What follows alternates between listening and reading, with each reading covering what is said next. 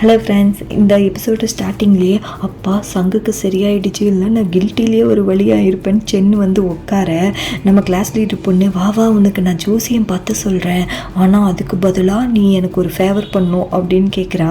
என்னன்னு சென்னு கேட்க, நம்ம ஜியாங்க்கு அவன் படித்த ஆத்தரோட வேறு எந்தெந்த புக்கெல்லாம் பிடிக்கும்னு சொல்லு அப்படின்னு கேட்குறா. அட லூஸே, அவன் கொண்டு வந்து வச்ச புக்கு அவனதே இல்லை, அது சங்குவோட ஃபேவரட் புக்கு அப்படின்னு அவன் சொல்ல. சரி இல்லை அவனை பற்றி வேறு ஏதாவது இன்ட்ரெஸ்டிங்காக சொல்லுன்னு கேட்க, அவன் ரொம்ப நல்ல பையன், பசி வந்தால் நல்லா திம்பான், அவ்வளோதான், அவன் ஃபுட்பால்லாம் ரொம்ப பிடிக்கும், இதை தவிர்த்து அவன்கிட்ட ஒன்றும் இல்லையே அப்படிங்க.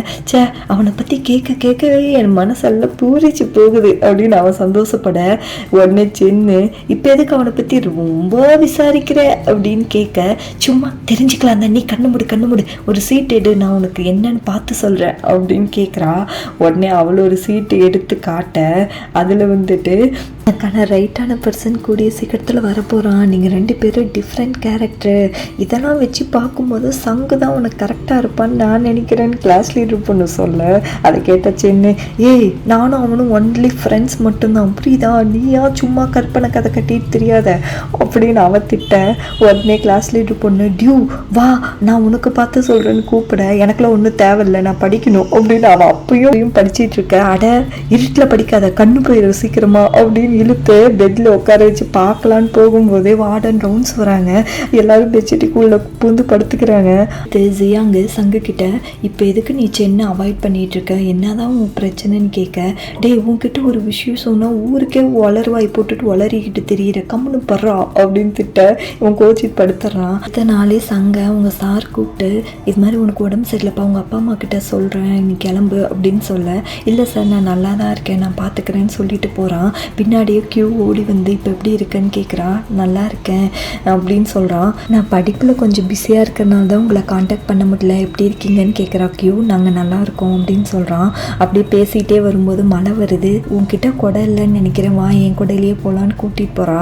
2 பேரும் போயிட்டு இருக்கும்போது, கியூ இன்னைக்கு நைட்டு வந்து ஃபயர் கேம்பில் நான் பர்ஃபார்மன்ஸ் பண்ண போகிறேன், சப்போஸ் மழை வரலன்னா நீ கண்டிப்பாக பார்க்க வரணும் அப்படின்னு சொல்கிறா.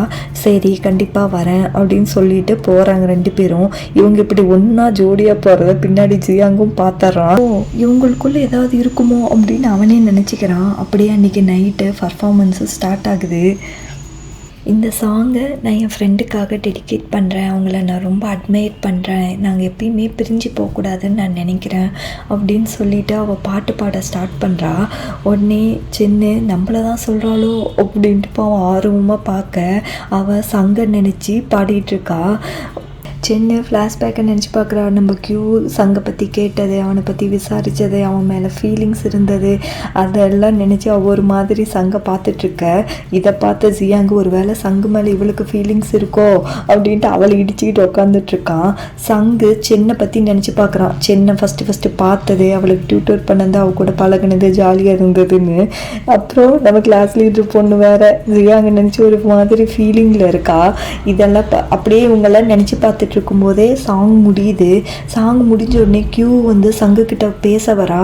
இவங்க எல்லாரும் ஹாய் சொல்லிட்டு போக, உன்னுடைய ஃபேவரட் சாங் தான், உனக்கு பிடிச்சிருக்கான்னு கியூ கேட்க, எனக்கு அவ்வளோக்கா இந்த சாங் பிடிக்காத, ஆனால் நீ நல்லா பாடின அப்படின்னு சொல்லி பாரு, நம்ம எப்பயும் நல்ல ஃப்ரெண்ட்ஸு, உனக்கு எப்போல்லாம் டைம் இருக்கும் முன்ன மாதிரி வா ஜாலியாக இருக்கலாம் அப்படின்னு சங்கு சொல்கிறான். இதை கேட்ட கியூ, ஓகே நான் உங்களை ரொம்ப மிஸ் பண்ணேன், அதனால தான் இந்த சாங் பாடினேன், தேங்க்யூ அப்படின்னு சொல்லிட்டு அவள் போயிடுறா. அடுத்து நம்ம சென்னை ஒரு பெஞ்சு மேலே உட்காந்துட்ருக்கேன். அங்கேருந்து ஜியாங்கு ஓடி வந்து, இங்கே பார்த்தியா அப்படின்னு காட்டுறான். என்னன்னு பார்த்தா ஃபுல்லாக ஸ்நாக்ஸு. அவளுக்கு ஒரு ஸ்நாக்ஸை கொடுத்துட்டு இவன் ஒரு ஸ்நாக்ஸ் எடுத்து சாப்பிட்டுக்கிட்டே, இங்கே பாரு நீ படுற கஷ்டத்தை நான் ஆல்ரெடி பட்டிருக்கேன்.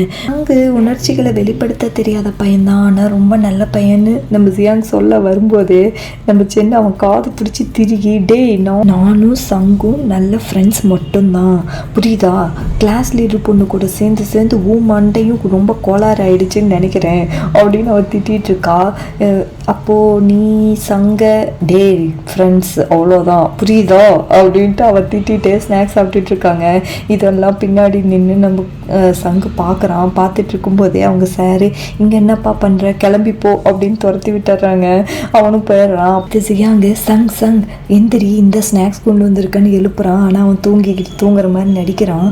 அப்படியே கட் பண்ணால் அடுத்த நாள் ட்ரிப்பெல்லாம் முடிஞ்சு வீட்டுக்கு போயிடுறாங்க. சங்கு வா ஒன்றா படிக்கலான்னு சென்னுக்கு மெசேஜ் பண்ணுறான். கியூக்கு சங்கு மேலே இருக்க ஃபீலிங்ஸை நினச்சி பார்த்துட்டு சென்னு இல்லை இனிமேல் நானே படிச்சுக்கிறேன்னு ரிப்ளை பண்ணிடுறா. ஓகேன்னு அவனும் சொல்லிடுறான். அப்படியே அடுத்த நாள் ஸ்கூல் முடிஞ்ச உடனே ஜியாங்க நான் ப்ராக்டிஸ்க்கு போகிறேன் நீங்கள் 2 பேரும் வீட்டுக்கு போயிருங்கன்னு சொல்லிட்டு ஓடிடுறான். ஆனால் சென்னுக்கு தான் ஒரு மாதிரி வியர்டாக இருக்குது. இது எப்பயும் நடக்கிற விஷயந்தான், ஆனால் எனக்கு ஏன் ஒரு மாதிரி இருக்குன்னு தெரியலன்னு நினச்சிக்கிட்டே சங்கு கூட வரா. ஆனால் அவளால் முடியல. உடனே நான் கேக் சாப்பிட போகிறேன் நீ கிளம்பு அப்படின்னு சொல்லிட்டு அவள் ஓடி போயிடுறா. அப்படியே கட் பண்ணால் அன்றைக்கி night Chinese new year celebrate பண்ணிகிட்ருக்காங்க. சென்னோட அம்மா சென்னுக்கிட்ட ஊர்லேருந்து தான் தாத்தா பாட்டி அப்பா கூடலாம் ஜாலியாக செலிப்ரேட் பண்ணியிருக்கலாம், எனக்கு இங்கே ஒர்க்குனால என்னால் போக முடியல, எனக்கு ஒரு மாதிரி கஷ்டமாக இருக்குது அப்படின்னு ஃபீல் பண்ணி சாப்பிட்டுக்கிட்டு பேசிகிட்டு இருக்காங்க. அப்போ கரெக்டாக அவங்க அப்பா ஃபோன் பண்ணுறாரு. இவ அட்டன் பண்ணி ஹலோப்பா ஹாப்பி நியூ இயர் அப்படின்னு அவளும் விஷ் பண்ணுறா. அவங்க அம்மா கிட்ட கொடுத்தோன்னே அவங்க அம்மாவும் பேசுகிறாங்க, ஆனால் ஃபீல் பண்ணுறாங்க. உடனே யாரும் காலிங் பில் அடிக்கிறாங்க. யாருன்னு போய் பார்த்தா சங்கோட அம்மா தான். இங்கே என்ன பண்ணுறீங்க வாங்க ஒன்றா எல்லாம் போய் கேம் விளையாடலாம் அப்படின்னு சென்னையும் அவங்க அம்மாவையும் கூட்டிகிட்டு ஜியாங்கோட வீட்டுக்கு போயிடுறாங்க. அப்போ பெரியவங்க எல்லாம் சேர்ந்து ஒன்றா கேம் விளையாண்டுட்ருக்காங்க. ஜியாங்க பார்க்க ஜியாங் ரூமுக்கு போனால் ஜியாங் இல்லை சங்கு தான் உட்காந்துட்ருக்கான். எங்கே ஜியாங்குன்னு கேட்க ரெஸ்ட் ரூம் போயிருக்கான் அப்படின்னு சொல்கிறான். 2 பேர்த்துக்கு ஆக்வர்டாக இருக்குது. அப்போது கரெக்டாக ஜியாங் வந்து இங்கே என்ன பண்ணுறீங்க வாங்க உங்களை ஒரு இடத்துக்கு கூட்டிகிட்டு போகிறேன்ட்டு ப்ரௌசிங் சென்டர் கூட்டிகிட்டு போகிறான்.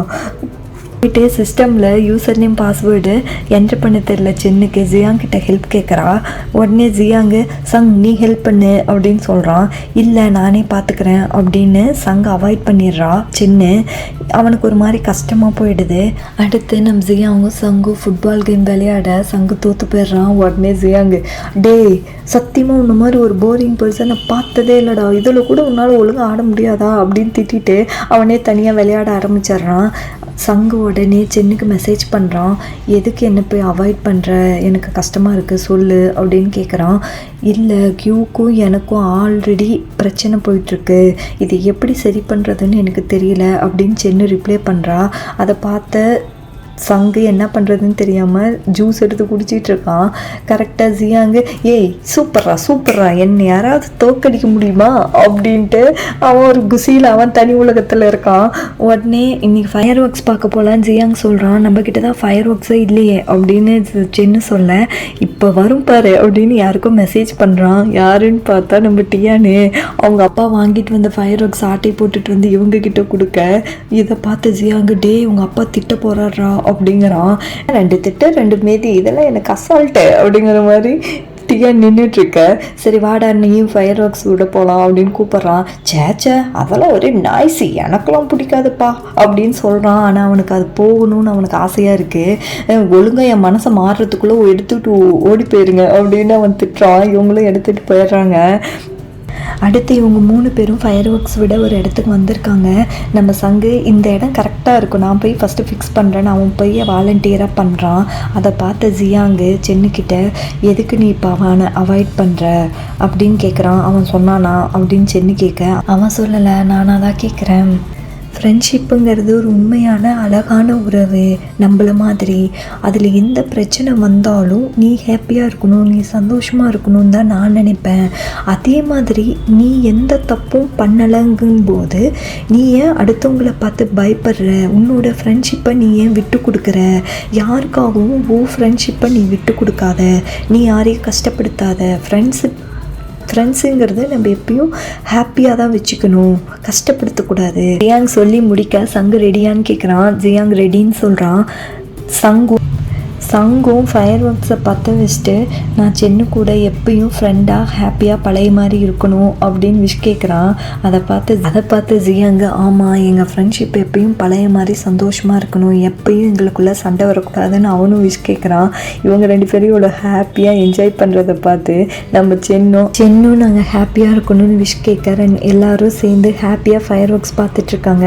அப்படியே கட் பண்ணால் டியான் வீட்டில் அவங்க அப்பா நான் ட்ரக்கில் ஃபயர் ஒர்க்ஸ் வச்சுருந்தேன், எங்கே போச்சு நீ பார்த்தியான்னு அவங்க அம்மா கிட்ட கேட்க, எனக்கு என்ன தெரியும், நானே டிவி பார்த்துட்டு தானே உட்காந்துட்ருக்கேன், எனக்கெல்லாம் தெரியாது, நீங்கள் தான் தேடணும், நீங்கள் தானே வச்சிங்கன்னு அவங்க அம்மா திட்ட.